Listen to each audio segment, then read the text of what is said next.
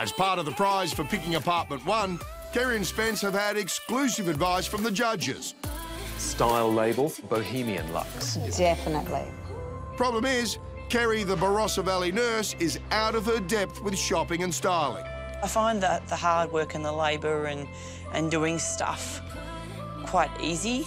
It's this other stuff that that is very challenging for me. Did you want functional? Did you want drawers? Or did you want to go pop a colour?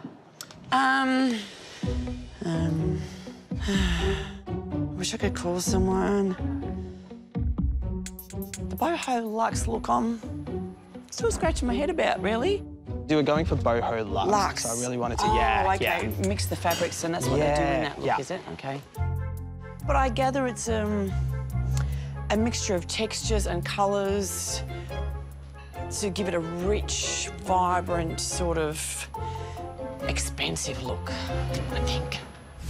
Yep, you're learning, Kerri. The Scott Cam Dictionary says boho or Bohemian Luxe means rich colours and textures mixed and matched with creative flair to create luxury and sophistication. I probably got most of the stuff from West Elm for this guest bedroom. I was going to say, maybe you should give West Elm a plug. West Elm! West Elm!